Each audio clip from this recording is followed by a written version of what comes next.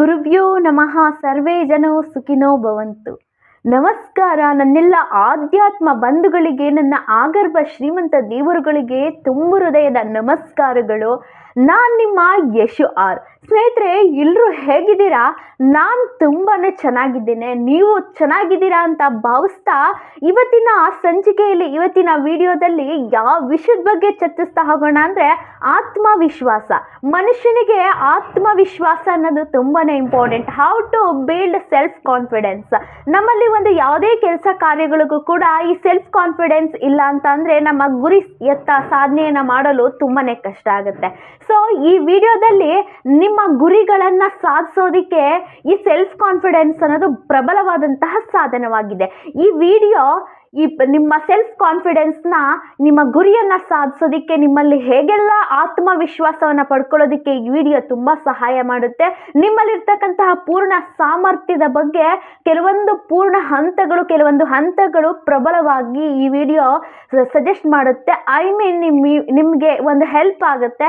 ದಯವಿಟ್ಟು ಈ ವಿಡಿಯೋನ ಎಲ್ಲೂ ಸ್ಕಿಪ್ ಮಾಡದೆ ಪೂರ್ತಿಯಾಗಿ ನೋಡಿ ಸ್ನೇಹಿತರೆ. ಯಾಕಂದರೆ ನಾವು ಏನೇ ಒಂದು ಕೆಲಸ ಮಾಡಬೇಕು ಅಂದ್ರೂ ನಮ್ಮಲ್ಲಿ ಒಂದು ಸೆಲ್ಫ್ ಇರಬೇಕು. ಸೆಲ್ಫ್ ಕಾನ್ಫಿಡೆನ್ಸ್ ಇದ್ದಾಗ ಮಾತ್ರ ನಾವು ಯಾವುದೇ ಒಂದು ಕೆಲಸವನ್ನ ಮಾಡೋದಕ್ಕೆ ಪ್ರಯತ್ನ ಮಾಡೋದಕ್ಕೆ ಮುಂದಾಗೋದು. ಹಾಗಾಗಿ ಯಾರೆಲ್ಲ ನನ್ನ ಚಾನಲ್ನ ಸಬ್ಸ್ಕ್ರೈಬ್ ಆಗದೆ ನೋಡ್ತಿದ್ದೀರಾ, ದಯವಿಟ್ಟು ಸಬ್ಸ್ಕ್ರೈಬ್ ಆಗಿ ಪಕ್ಕದಲ್ಲಿರ್ತಕ್ಕಂಥ ಬೆಲ್ ಐಕನ್ನ ಕ್ಲಿಕ್ ಮಾಡೋದ್ರ ಮುಖಾಂತರ ಇದೇ ಥರ ನಾನು ಹಾಕ್ತಕ್ಕಂಥ ಪ್ರತಿಯೊಂದು ವಿಡಿಯೋನ ಪ್ರತಿನಿತ್ಯ ನೋಡ್ತಾ ಇರಿ ಅಂತ ಹೇಳ್ತಾ ವಿಷಯದ ಕಡೆ ಹೋಗೋಣವಾ?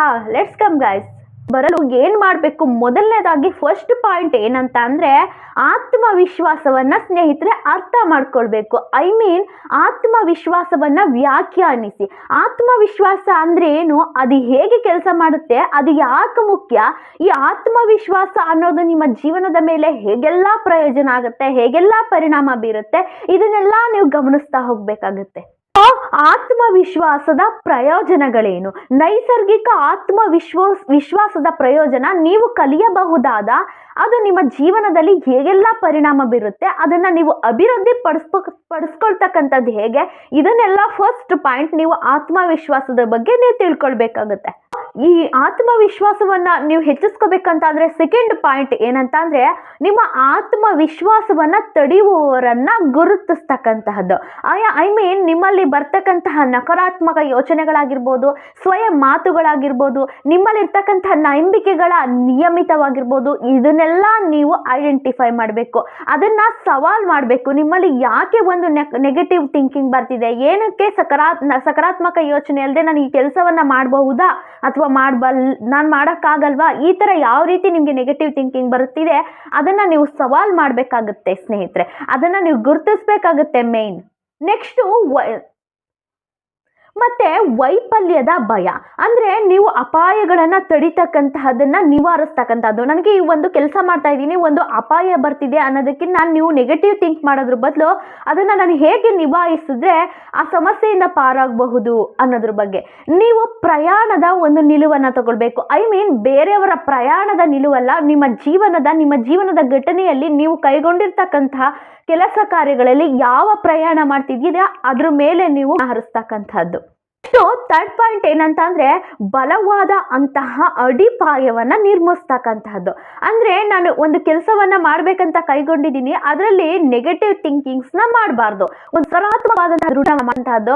ನಿಮ್ಮಲ್ಲಿ ನೀವು ಮಾಡ್ತಕ್ಕಂತಹ ಗುರಿನಲ್ಲಿ ಒಂದು ಪರ್ಫೆಕ್ಟ್ ಇದ್ದಾಗ ಸಣ್ಣದಿಂದನೇ ಪ್ರಾರಂಭಿಸಿ, ಸಣ್ಣದಿಂದ ಗೆಲುವನ್ನು ಆಚರಿಸಿ, ನಿಮ್ಮ ಜೀವನದಲ್ಲಿ ಬರ್ತಕ್ಕಂತಹ ಸಾಧನೆಗಳನ್ನು ಸೆಲೆಬ್ರೇಟ್ ಮಾಡಿ, ಸಾಧನೆಗಳನ್ನು ಆಚರಿಸಿ, ಸಕಾರಾತ್ಮಕ ಯೋಚನೆಗಳನ್ನ ದೃಢೀಕರಿಸಿ, ಆಫರ್ ಮಾಡ್ಕೊಳ್ಳಿ. ನೆಗೆಟಿವ್ ಬೇಡ, ಪಾಸಿಟಿವ್ ಆಗಿ ಆಫರ್ ಮಾಡಿಕೊಂಡು ನಿಮ್ಮ ಬಿಗಿ ಭದ್ರತೆಯಿಂದ ಅಡಿಪಾಯವನ್ನು ನಿರ್ಮಿಸಿ. ಹೊಸ ಕೌಶಲ್ಯಗಳನ್ನಂತಹದನ್ನು ಕಲಿತಕ್ಕಂಥದ್ದು, ಹೊಸ ಚಟುವಟಿಕೆಗಳಲ್ಲಿ ಭಾಗವಹಿಸ್ತಕ್ಕಂಥದ್ದು, ನಿಮ್ಮದೇ ಆದ ಒಂದು ಹವ್ಯಾಸ ರೀತಿಯಲ್ಲಿ ಬೆಳೆಸ್ಕೊಳ್ತಕ್ಕಂತಹದ್ದು, ಮೈಂಡ್ನ ರಿಲ್ಯಾಕ್ಸ್ ಮಾಡಿಕೊಡ್ತಕ್ಕಂಥದ್ದು. ಆದಷ್ಟು ಬೇಗನೆ ಎದ್ದು ನಿಮ್ಮ ದಿನಚರಿಯಲ್ಲಿ ಒಂದು ಅಷ್ಟು ಚಟುವಟಿಕೆಗಳನ್ನು ಅಳವಡಿಸ್ಕೊಳ್ತಕ್ಕಂಥದ್ದು. ಆವಾಗ ನಿಮಗೆ ಬೇರೆಯವ್ರಿಗೆ ಹೋಲಿಸ್ಕೊಂಡ್ರೆ ನೀವು ಒಂದು ಸ್ವಲ್ಪ ಉತ್ತಮ ಅನಿಸುತ್ತೆ, ನಿಮ್ಮಲ್ಲಿ ಒಂದು ಆತ್ಮವಿಶ್ವಾಸ ಅನ್ನೋದು ಬರುತ್ತೆ. ನಿಮ್ಮ ಸೌಕರ್ಯ ವಲಯವನ್ನ ಸುತ್ತಿಸ್ತಕ್ಕಂತಹದ್ದು. ಐ ಮೀನ್ ನಿಮ್ಮಲ್ಲಿ ಸಕಾರಾತ್ಮಕ ಯೋಚನೆ ಅನ್ನೋದು ಸುತ್ತುವರೆದಿರ್ತೈತೆ. ನೀವು ಇಷ್ಟೆಲ್ಲ ನೀವು ಫಾಲೋ ಅಪ್ ಮಾಡಿದಾಗ ನಿಮ್ಮಲ್ಲಿ ಒಂದು ಆತ್ಮವಿಶ್ವಾಸ, ನಿಮ್ಮಲ್ಲಿ ಒಂದು ಸೆಲ್ಫ್ ಕಾನ್ಫಿಡೆನ್ಸ್ ಅನ್ನೋದು ನಿಮ್ಮಲ್ಲೇ ಹುಟ್ಟುತ್ತಾ ಬರುತ್ತೆ, ನಿಮ್ಮ ಮೈಂಡಿನಲ್ಲೇ ಹುಟ್ಟುತ್ತಾ ಬರುತ್ತೆ ಸ್ನೇಹಿತರೆ. ಫೋರ್ತ್ ಪಾಯಿಂಟ್ ಏನಂತ ಅಂದ್ರೆ ನಿಮ್ಮ ನೆಕ್ಸ್ಟ್ ಫೋರ್ತ್ ಪಾಯಿಂಟ್ ಏನಂತ ಅಂದ್ರೆ ಕ್ರಮವನ್ನ ತೆಗೆದುಕೊಳ್ತಕ್ಕಂಥದ್ದು, ಅಪೂರ್ಣತೆಯನ್ನ ಬಳಸ್ಕೊಳ್ತಕ್ಕಂಥದ್ದು, ಅಂದ್ರೆ ನಿಮ್ಮಲ್ಲಿ ಅಳವಡಿಸ್ಕೊಳ್ತಕ್ಕಂತಹದ್ದು. ಐ ಮೀನ್ ಸಣ್ಣ ಗುರಿಗಳನ್ನ, ವಾಸ್ತವಿಕ ಗುರಿಗಳನ್ನ ಹೊಂದಿಸಿ, ನಿಮ್ಮಲ್ಲಿ ಏನಿದೆ ಪರ್ಫೆಕ್ಟ್ ಗುರಿನ ಫಸ್ಟ್ ಅದನ್ನ ಹೊಂದಿಸ್ಕೊಳ್ಳಿ. ಮತ್ತೆ ಆ ಗುರಿಗಳನ್ನ ಸಣ್ಣದಾಗಿ ವಿಭಜಿಸಿ, ಸಣ್ಣದಾಗಿ ಫಸ್ಟ್ ಸ್ಟೆಪ್ ಸಣ್ಣದಾಗಿ ಚಿಕ್ಕದಿಂದ ಪ್ರಾರಂಭಿಸಿ ಆ ಗುರಿಗಳನ್ನ ಸಕಾರಾತ್ಮಕತೆಯಿಂದ ನಿಮ್ಮ ಸಾಧನೆಯನ್ನ ಆಚರಿಸ್ತಾ ಬನ್ನಿ. ನಿಮ್ಮ ಸೆಲೆಬ್ರೇಟ್ ಮಾಡಿ, ನಿಮ್ಮ ಒಳ್ಳೊಳ್ಳೆ ಚಿಕ್ಕ ಕೆಲಸಕ್ಕೂ ಕೂಡ, ಚಿಕ್ಕ ಸಕ್ಸಸ್ಗೂ ಕೂಡ ಒಂದು ಸೆಲೆಬ್ರೇಟ್ ಮಾಡ್ತಾ ಬನ್ನಿ. ದೊಡ್ಡ ಗುರಿಗಳನ್ನ ಸಣ್ಣದಾಗಿ ವಿಭಜಿಸ್ತಾ ಹಂತವಾಗಿ ಅದನ್ನ ಸೆಲೆಬ್ರೇಟ್ ಮಾಡ್ತಾ ಬನ್ನಿ. ಮತ್ತೆ ನಿಮ್ಮ ಅವಕಾಶಗಳಿಗೆ, ಬೆಳವಣಿಗೆಯ ಅವಕಾಶಗಳಿಗಾಗಿ ಸವಾಲುಗಳನ್ನ ಎದುರಿಸ್ತಾ ಬನ್ನಿ. ಆ ಸವಾಲುಗಳನ್ನ ಮಾಡಿ, ಆ ಸವಾಲುಗಳನ್ನ, ಅವಕಾಶಗಳನ್ನ ಹುಡುಕ್ತಾ ಬನ್ನಿ. ಅವಕಾಶಗಳಿಗೋಸ್ಕರ ಹುಡುಕಿ ನಿಮ್ಮ ಯಾವುದೇ ಕ್ಷೇತ್ರದಲ್ಲಿ ಯಾವುದೇ ಕೆಲಸ ಮಾಡ್ತಾ ಇರಿ, ನಿಮ್ಮ ಬೆಳವಣಿಗೆಗೆ ಅವಕಾಶವನ್ನ ಹುಡುಕಿ, ಅವಕಾಶವನ್ನ ಒಳ್ಳೆ ರೀತಿ ಉಪಯೋಗಿಸ್ಕೊಳ್ಳಿ. ನಿಮ್ಮ ಯಶಸ್ಸಿನಲ್ಲಿ ತಪ್ಪು ಆಗುತ್ತೆ, ವೈಫಲ್ಯ ಆಗುತ್ತೆ, ಅದರಿಂದ ಒಂದು ಅನುಭವ ಆಗುತ್ತೆ, ಅದರಿಂದ ಕಲಿತಾ ಬನ್ನಿ. ಮತ್ತೆ ಆ ತಪ್ಪನ್ನ ಮಾಡಬೇಡಿ. ಮತ್ತೆ ನಿಮ್ಮಲ್ಲಿ ಒಂದು ದಯೆ ಇರಲಿ, ನಿಮ್ಮಲ್ಲಿ ಒಂದು ಪಾಸಿಟಿವ್ ಇರಲಿ. ನಾವೇನೇ ಒಂದು ಕೆಲಸ ಮಾಡಬೇಕಾದ್ರೂ ಕೂಡ ನಿಮ್ಮಲ್ಲಿ ಒಂದು ಸೆಲ್ಫ್ ಕಾನ್ಫಿಡೆನ್ಸ್ ಇರಬೇಕು. ನಿಮ್ಮಲ್ಲಿ ಒಂದು ಸಕಾರಾತ್ಮಕ ಯೋಚನೆಗಳಿದ್ದಾಗ ಮಾತ್ರ ನಾವು ಮುಂದೆ ಒಂದು ಹೆಜ್ಜೆನ ಇಡೋದಕ್ಕೆ ಸಾಧ್ಯ ಆಗೋದು. ನೆಕ್ಸ್ಟ್ ಪಾಯಿಂಟ್ ಏನಂತ ಅಂದ್ರೆ ಕಾಲಾನಂತರದಲ್ಲಿ ಆತ್ಮವಿಶ್ವಾಸವನ್ನ ಬೆಳೆಸ್ತಕ್ಕಂಥದ್ದು. ಅಂದ್ರೆ ನಿಮ್ಮಲ್ಲಿ ಒಂದು ಕೃತಜ್ಞತಾ ಭಾವ ಇರಬೇಕು.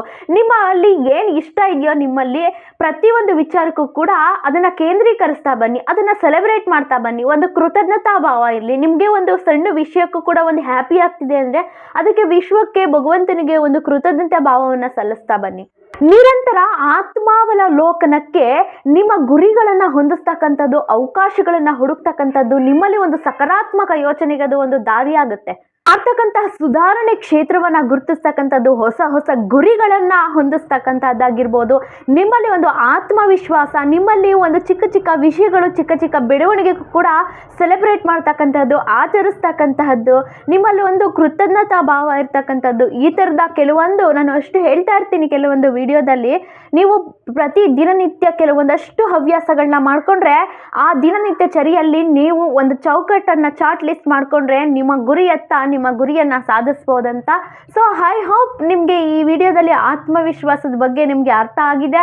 ಇದನ್ನೆಲ್ಲ ನೀವು ಅಳವಡಿಸ್ಕೊಂಡ್ರೆ ಖಂಡಿತವಾಗಿ ಕೂಡ ನಿಮ್ಮಲ್ಲಿ ಒಂದು ಆತ್ಮವಿಶ್ವಾಸ ಬರುತ್ತೆ. ಬೇರೆಯವ್ರಿಗಿಂತ ನಾನು ಒಬ್ಬ ಉತ್ತಮ ಅನ್ನೋ ಮನೋಭಾವನೆ ಬಂದರೆ ನಾವು ಮನಸ್ಸು ಮಾಡಿದರೆ ಏನನ್ನೂ ಕೂಡ ಸಾಧಿಸ್ಬೋದು ಅನ್ನೋದಕ್ಕೆ ಬೆಸ್ಟ್ ಎಕ್ಸಾಂಪಲ್ ಆಗ್ತೀರಾ. ದಯವಿಟ್ಟು ಈ ಒಂದು ಬದುಕನ್ನು ಒಂದು ಒಳ್ಳೆ ರೀತಿ ಉಪಯೋಗಿಸ್ಕೊಂಡು ನಿಮ್ಮಂತೆ ಎಲ್ಲರಿಗೂ ಕೂಡ ಒಂದು ಒಳ್ಳೆಯದಾಗಿ ನೀವು ಅಂದ್ಕೊಂಡಿರ್ತಕ್ಕಂತಹ ಆಸೆ ಆಕಾಂಕ್ಷೆಗಳೆಲ್ಲ ಭಗವಂತ ನಿಮಗೆ ಕರುಣಿಸಲಿ ಅಂತ ಭಾವಿಸ್ತಾ, ಐ ಹೋಪ್ ನಿಮಗೆ ಈ ವಿಡಿಯೋ ಇಷ್ಟ ಆಗಿದ್ರೆ ದಯವಿಟ್ಟು ಒಂದು ಲೈಕ್ ಮಾಡಿ. ಹಾಗೆ ಯಾರೆಲ್ಲ ನನ್ನ ಚಾನಲ್ನ ಇನ್ನೂ ಸಬ್ಸ್ಕ್ರೈಬ್ ಆಗಿಲ್ಲ, ಪ್ಲೀಸ್ ಒಮ್ಮೆ ಸಬ್ಸ್ಕ್ರೈಬ್ ಆಗಿ ಸ್ನೇಹಿತರೆ. ಫ್ರೀ ಇದ್ದಾಗಲೇ ಸಬ್ಸ್ಕ್ರೈಬ್ ಮಾಡ್ಕೊಬಿಡಿ.